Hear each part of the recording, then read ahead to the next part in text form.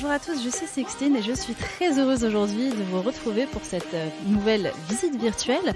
Donc avec MyFuture, vous le savez, notre but c'est de vous montrer les backstage des entreprises. Donc aujourd'hui, on a PopMe qui nous a gentiment ouvert leurs portes. On va rencontrer 3 employés. Le but, voilà, ici on est dans le 13e arrondissement en plein Paris. Le but c'est de comprendre un peu mieux comment ça marche. Donc vous allez voir, c'est une entreprise dans le digital. Ça devrait vous plaire et sans plus attendre, on va aller voir la première personne qu'on interviewe. C'est parti!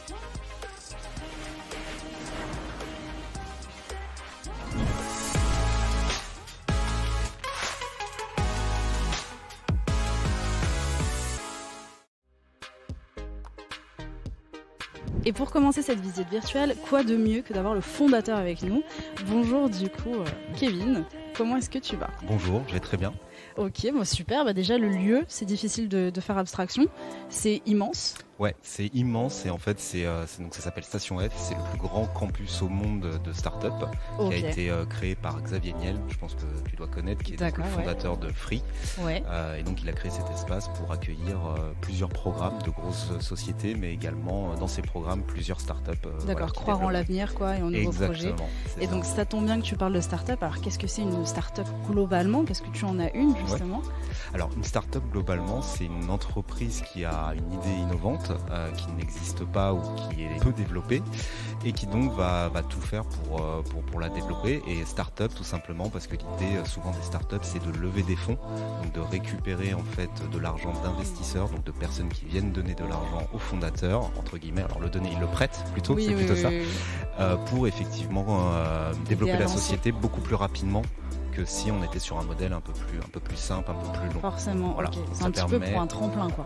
Exactement, ça permet d'embaucher pas mal de monde dès le départ pour pouvoir accélérer très rapidement. Ok, donc tu es fondateur de PopMe. Comment est venue l'idée? Comment est-ce que c'est arrivé? Voilà, je te laisse un petit peu nous raconter un peu tout ça. L'idée de PopMe au départ, c'était vraiment révolutionner en fait l'expérience d'achat et l'expérience de cadeau.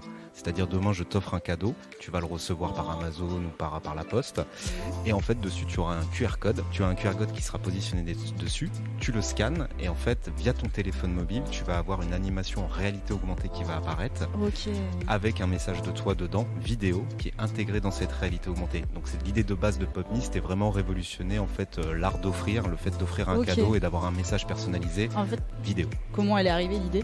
L'idée elle est arrivée assez naturellement. On avait une autre société avant qui était spécialisée dans le monde de la carte postale.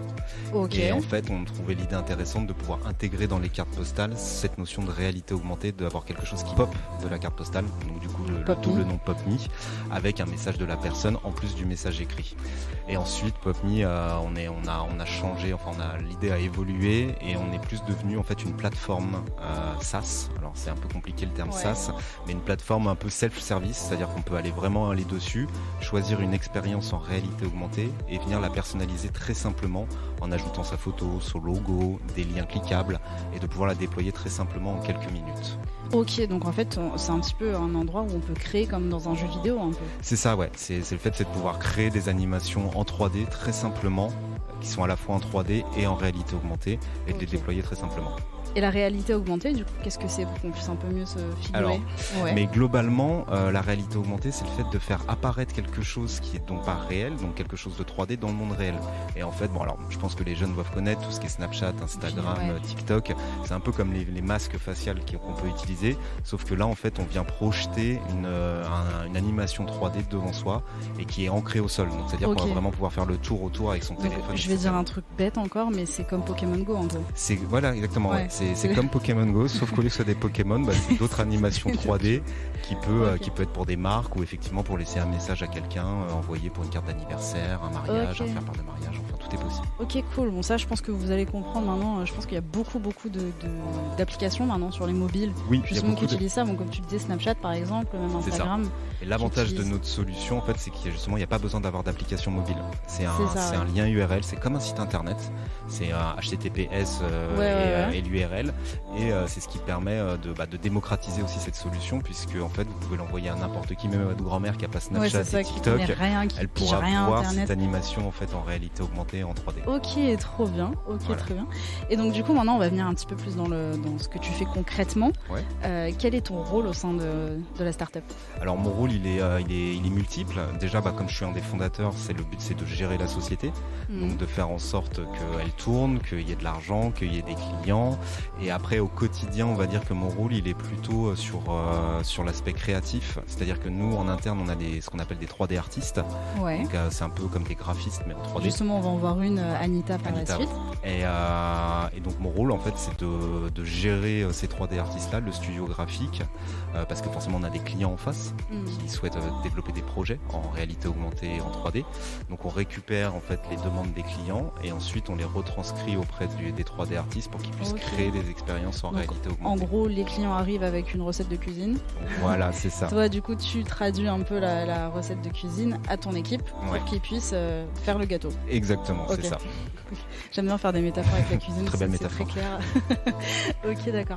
Ok, donc est-ce que c'est pas stressant un peu parce que quand on doit gérer toutes les équipes, gérer la société en plus, est-ce que du coup au quotidien c'est pas un peu un rôle qui est certes hyper concret, donc super intéressant aussi au quotidien j'imagine, mais est-ce que c'est pas stressant?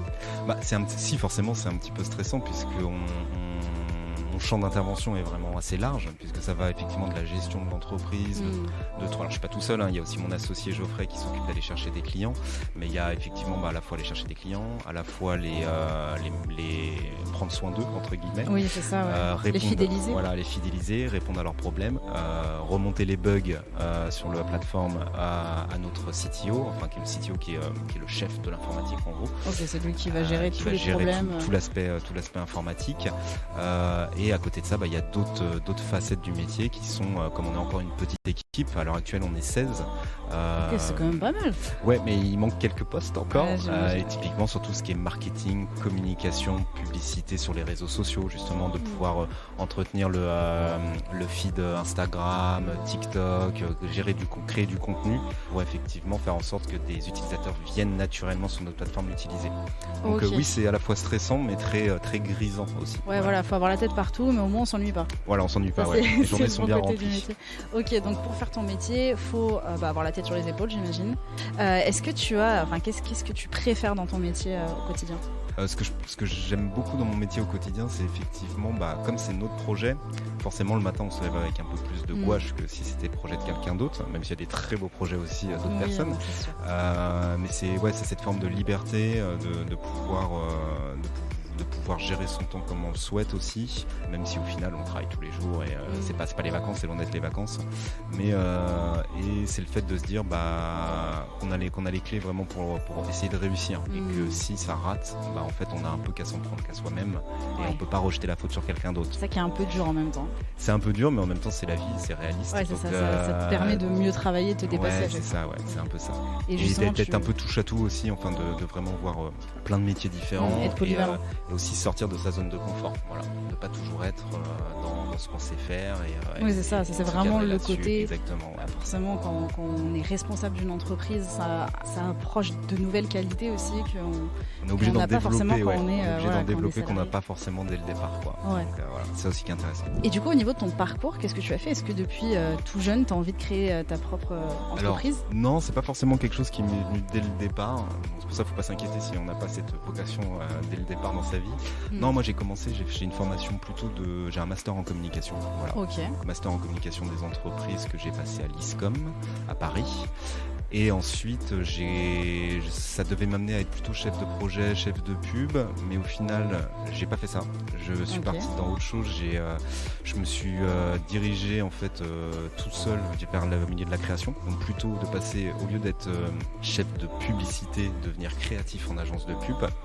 Donc j'ai fait ça pendant quasi 10 ans. Créatif en agence de pub sur tout type de pub, télé, radio, affichage, internet, etc. Et au bout au bout d'un peu moins de 10 ans, j'en ai eu un petit peu marre de ce milieu-là, voilà, pour des raisons personnelles. Et du coup, je me suis mis en freelance dans un premier temps, toujours en créatif. Et de fil en aiguille, c'est là où j'ai rencontré mon autre associé, avec qui on a monté une première société, qui était, comme je le disais, un peu plus dans un photobooth, un peu carte postale. Et on a monté ensuite la deuxième on a monté PopMe au bout de 3-4 ans. Ok, voilà. D'accord, donc c'est bien parce que tu as vraiment vécu les deux, tu as vécu le côté salarial, tu étais salarié, ensuite freelance, donc vraiment tout seul, et puis ensuite... ensuite entrepreneuriat avec un asso, avec deux associés. C'est ça. Okay. Donc effectivement j'ai fait un peu tout. Le seul conseil que je peux leur donner, c'est effectivement de rien lâcher, d'essayer de faire au maximum ce qu'ils ont envie de faire, de croire en leurs rêves. Non mais c'est ça, effectivement je pense qu'il faut faire ce qu'on a envie de faire parce qu'après on passe vraiment du temps à le faire. Donc autant prendre du plaisir à le faire. Ça fait beaucoup de à faire, mais, mais ça résume pas mal la chose. Donc voilà, le seul conseil que je leur donnais, c'est ça, et de pas lâcher, et d'être curieux, de s'intéresser à tout, de pas hésiter à aller voir des gens, de pas avoir peur, d'aller vers les gens, faire des rencontres. Ok, voilà. Déjà pas mal de choses. Et qu'est-ce qu'on peut te souhaiter pour toi, pour la suite, pour ton entreprise ? De la réussite, que ça continue à fonctionner. Un déménagement du coup ? Un déménagement, dans les prochains mois, qu'on trouve des locaux en avril, et que la boîte continue à se développer, qu'on continue à recruter des gens, et que ça continue comme ça pendant un petit moment, ce serait bien, Ok, écoute, c'est ce qu'on te souhaite. Et justement, on va aller voir Anita, qui est 3D artiste. Moi, je sais pas vous, mais je suis très curieuse de voir ce qu'elle fait au quotidien, parce que en tout cas, ça a l'air artistique et ça me plaît. Je vais te reprendre le micro. Et puis vous venez avec moi, c'est parti pour aller voir Anita. Et donc pour cette prochaine interview, nous allons retrouver Anita qui est 3D artiste. Bonjour Anita, comment est-ce que tu vas ? Bonjour, ça va et toi ? Ça va très bien. Du coup, là je suis super contente d'être ici. Déjà, on va parler du cadre lieu de cette interview déjà qui est super. Donc là on est à Station F. Qu'est-ce que ça fait de travailler dans un bureau comme ça qui est un peu immense ? Oui, c'est vrai, c'est une expérience très originale. Avant, je n'ai jamais travaillé dans un open space comme ça. Et c'est stimulant en fait. Oui. Parce que là tu dis, en fait voir des gens travailler, c'est vrai que c'est mieux que d'être tout seul dans un bureau, abandonné dans un immeuble. Oui, c'est vrai, ça donne inspiration, oui. Et ça aussi nous permet de découvrir d'autres boîtes, qu'est-ce qu'ils font. Ouais aussi, du coup ça te met, en fait vraiment le côté social il est bien quoi. Oui, ça c'est vrai. Ok, très bien, donc tu es 3D artiste. Oui. Qu'est-ce que c'est ? Donc j'ai un peu une idée, ça se passe avec de la 3D, mais qu'est-ce que tu vas faire au quotidien et qu'est-ce que tu fais dans l'entreprise ?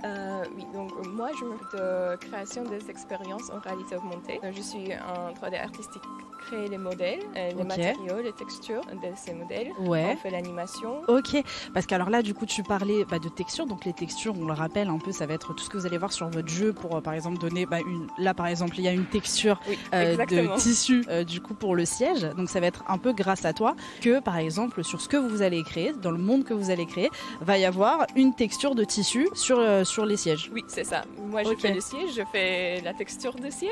Ok, trop bien. Donc là par exemple, techniquement, j'arrive comme ça et je te dis Anita, j'aimerais que tu reproduises les 4 sièges, tu peux le faire. C'est ça, c'est exactement ça.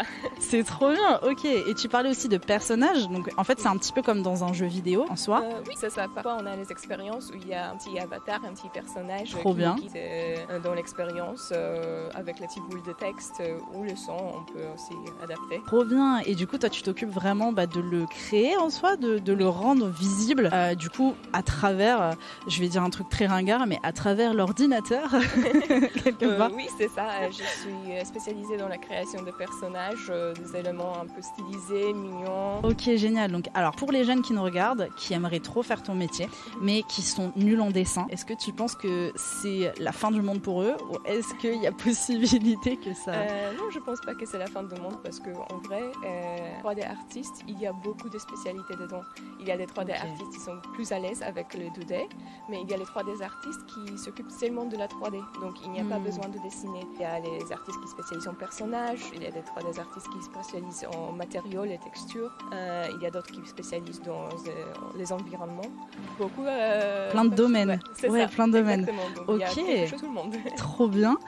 Et alors du coup, au quotidien, là par exemple, sur quoi est-ce que tu travailles en ce moment? Pour l'instant, on travaille avec Orange Espagne, Orange Pologne, Orange France. Ok, donc beaucoup de projets Orange.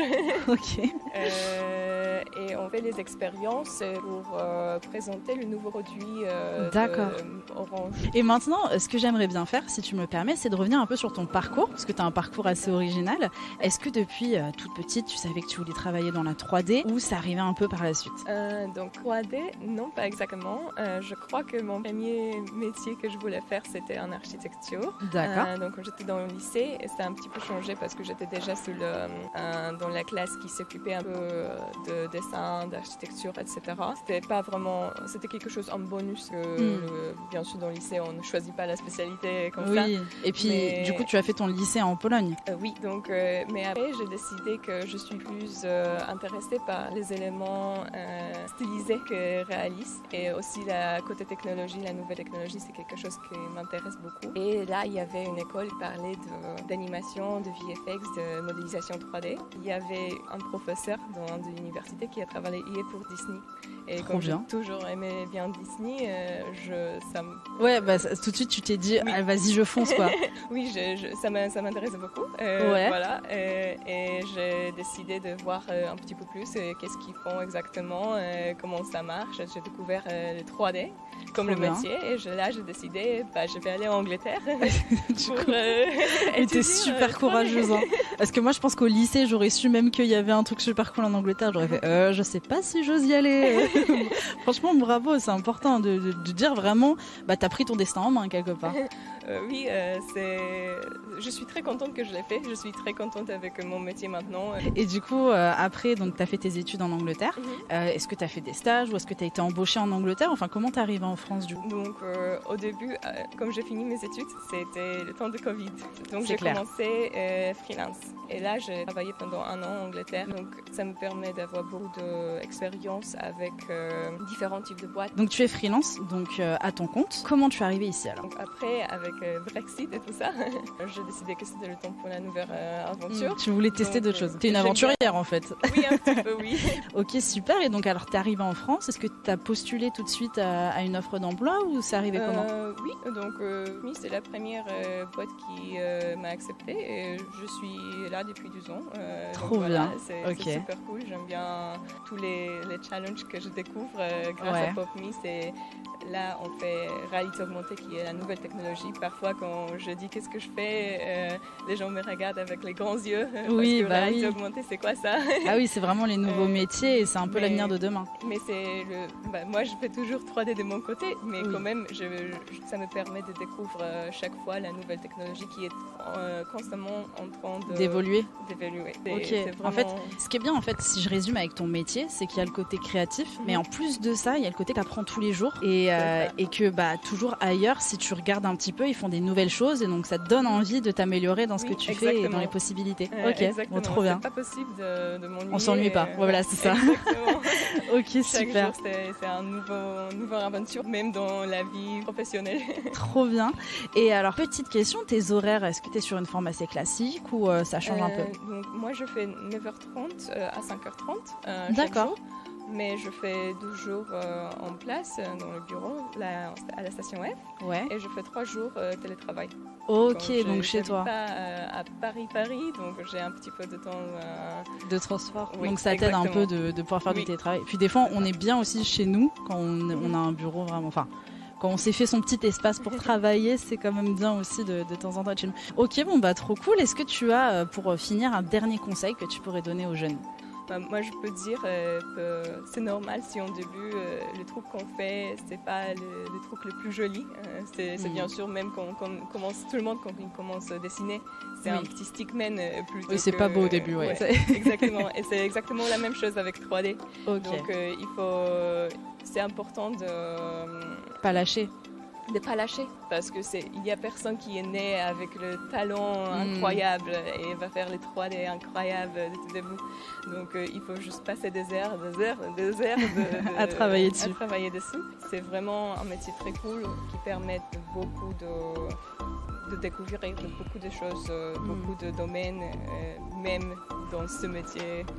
Ouais, voilà, c'est infini quoi ça. Et puis ça va faire que évoluer, donc c'est encore mieux. Exactement. Ok, bah écoute, merci beaucoup d'avoir accepté de nous laisser un peu de temps pour cette interview. Et puis on va passer à la prochaine personne. Je vais te reprendre le micro. Désolée. Merci beaucoup. Merci à toi. Et vous venez avec moi. C'est parti pour une prochaine personne. Pour terminer cette visite virtuelle, je vous propose de rencontrer tout de suite Alexis, qui est directeur commercial. Je vais essayer de ne pas tomber quand je vais m'asseoir dans ces fauteuils. Comment ça va, Alexis ? Ça va très bien, merci. Je suis un peu partie en arrière, mais c'est pas grave, on va faire comme si on n'avait rien vu. Donc alors toi, tu es directeur commercial. En gros, mon travail, c'est d'orienter et d'accompagner toute l'équipe des vendeurs de PopMe, de les accompagner en ayant une stratégie de vente et aussi moi participer aux ventes. Donc aller contacter des nouveaux clients, des nouveaux prospects et leur vendre nos produits, nos services. Ok, les clients qu'on appelle du coup prospects, c'est bien, ça nous fait apprendre un peu du vocabulaire. Ok, très bien, donc t'es vraiment super important parce que c'est sûr, dans une entreprise comme PopMe, le but, c'est pas juste de créer, comme on a vu du coup avec l'artiste 3D, c'est aussi de vendre ce que vous faites. Exactement. C'est comme ça que vous allez faire vivre l'entreprise. Donc t'es vraiment un pôle stratégique en fait. C'est ça. L'idée, c'est vraiment de reprendre ce que va pouvoir créer Anita et avec l'aide de Kevin au marketing, réussir à l'amener aux bonnes personnes et aux personnes qui vont être prêtes en fait à payer et du coup à nous donner l'argent qui va faire nos salaires en fait. Ok, donc là je pense tout de suite à un gros cliché qu'on peut avoir dans la vente, c'est de bien présenter. J'imagine que quand tu vas pas claquer de chaussettes quoi. Non, voilà, c'est ça. c'est mieux d'être bien habillé, d'être présentable. Maintenant aussi, à l'heure actuelle, et surtout depuis le Covid, la majorité des rendez-vous se font, des premiers rendez-vous en tout cas, se font en ligne avec Teams, comme on peut faire des appels vidéo en gros. Et ça, c'est vraiment quelque chose qui prend le dessus. Donc niveau vestimentaire, c'est un peu plus décontracté. Par contre, on va faire aussi beaucoup des événements, des salons, des choses comme ça. Et là, effectivement, il faut être présentable parce que déjà les personnes auxquelles on s'adresse, c'est l'image de la société exactement.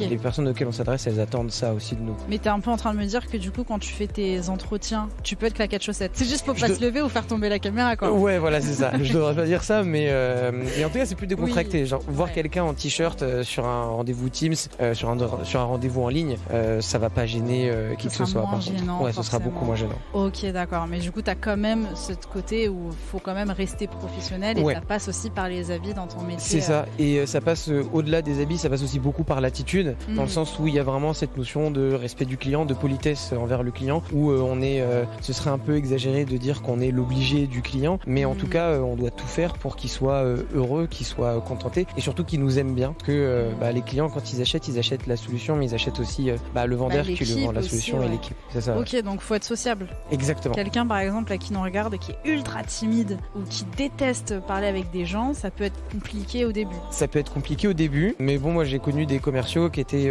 très timides au début, qui voulaient devenir commerciaux et ça leur a permis un petit peu de passer au-dessus de ça. Donc là où le travail du coup leur a permis de passer des étapes perso en fait. C'est ça. Mais c'est vrai que en général, quand on va chercher des commerciaux, on va aller voir des gens qui sont plutôt sociables, plutôt à l'aise en société, qui sont très bien pour échanger avec d'autres personnes. C'est ça. Et donc qu'est-ce que tu fais d'autre à part du coup justement quand tu fais tes réunions? Est-ce que du coup tu vas chercher aussi les clients? Ouais, alors en fait une grosse partie pour nous PopMe, c'est que on est une société assez jeune, donc tout le monde ne nous connaît pas, tout le monde ne sait pas ce qu'on fait, donc on a besoin de faire parler de nous. Alors il y a certes Kevin au marketing qui le fait de son côté, mais nous du coup en tant que commerciaux, pour trouver les gens qui vont écouter ce qu'on a à dire, on a besoin d'appeler des gens, on a besoin d'aller à des salons, des choses comme ça comme je disais, où en fait on va faire une démarche proactive où on va aller chercher les clients, on va s'adresser à eux, leur envoyer des mails, toutes ces choses là pour réussir à provoquer de l'intérêt, qu'ils se disent c'est quoi PopMe, j'ai envie de découvrir ce qu'ils font. Qu'ils pensent à vous dès qu'il y aurait une opportunité en fait. C'est ça. À force de voir, justement c'est un petit peu comme par exemple on va prendre le bus, à force de voir une pub qui est sur le bus, on se dit tiens cette application elle a l'air cool, je vais peut-être la télécharger quoi. C'est exactement ça et puis derrière en tant que commercial il y a aussi toute la partie entretien du client. À partir du moment où on a un client qui est rentré chez nous, qui a fait une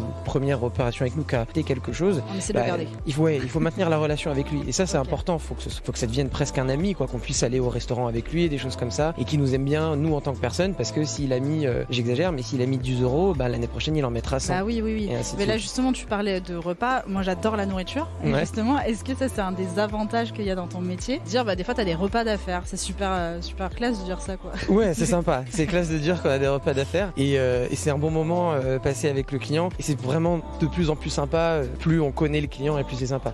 Il y a des clients que je peux voir à l'heure actuelle hors du travail, parce que ça devient des amis et des choses comme parce ça. Qu'au début j'imagine on est un peu stressé, on a un peu d'appréhension, on se dit mince, ça faut que j'ai le contrat, faut que j'arrive à... Mais en tout cas moi je me rappelle quand j'étais jeune, les premiers repas clients que j'ai fait, j'étais stressé de me dire de quoi est-ce qu'on va parler, qu'est-ce qui va se passer et tout ça. En réalité très vite la barrière professionnelle elle s'érode un peu, elle disparaît un peu, et on est juste en train d'échanger avec quelqu'un qu'on découvre au restaurant, et c'est très vite ça devient personnel quoi.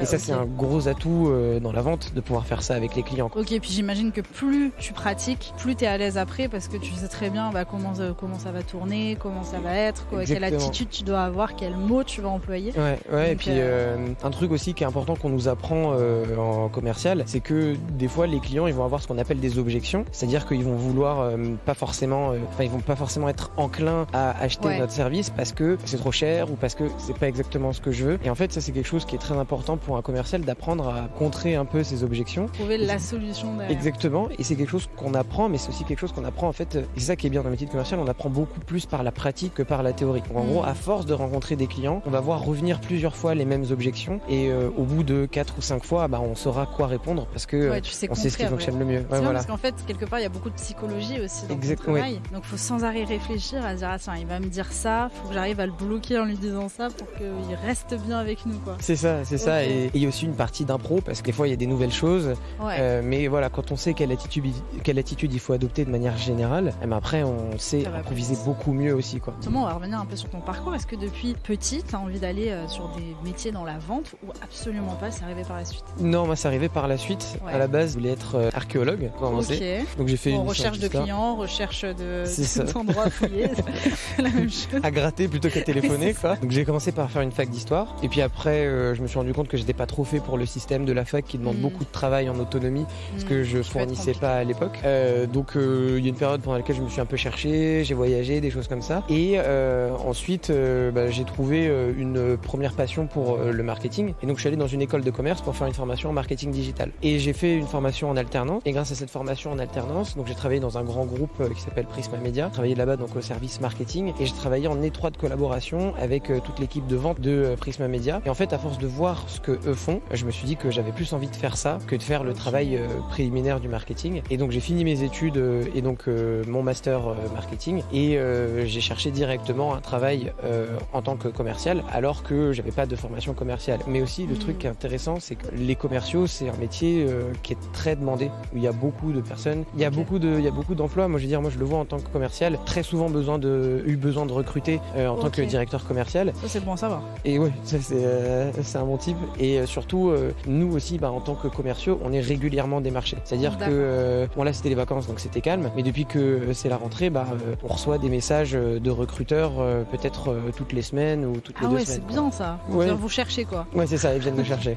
Ok, grave bien. Donc tu m'expliquais aussi que tu as fait de l'alternance, donc pour réexpliquer l'alternance, qui est cool, c'est qu'il y a une partie à l'école et une partie sur le terrain, et c'est ce qui t'a permis de vraiment voir que sur le côté théorique tu te disais le marketing pourquoi pas, mais ce côté de marketing au final quand tu l'as expérimenté dans l'entreprise, c'était pas ce que tu préférais quoi. Ouais, non, c'était pas forcément ce que je voulais faire, et surtout le côté pratique, c'est ça. Moi franchement je pense que c'est la meilleure décision que j'ai prise de faire de l'alternance, parce que j'ai pu voir d'autres choses auxquelles j'aurais pas forcément pensé, et c'est là que je me suis dit non mais en fait c'est ça que je veux faire, parce que je l'ai vu en pratique quoi. C'est ça, c'est pour ça qu'on vous encourage vraiment à faire de l'alternance ou des stages, parce que les stages c'est un peu le même principe, ça permet de voir un peu mieux. Ok, très bien. Et donc maintenant au quotidien, qu'est-ce que tu préfères dans ton métier? Moi ce que je préfère dans mon métier, c'est toute la partie qui est vraiment liée à la direction commerciale, où on va définir des stratégies, on va définir des orientations, des plans d'action vraiment. Donc en gros le plan d'action c'est qu'est-ce qu'on va faire pour atteindre cet objectif. C'est vraiment un plan Ouais, c'est ça. C'est comme vraiment un plan où tu vas aller braquer une banque, quoi. Ouais, c'est ça.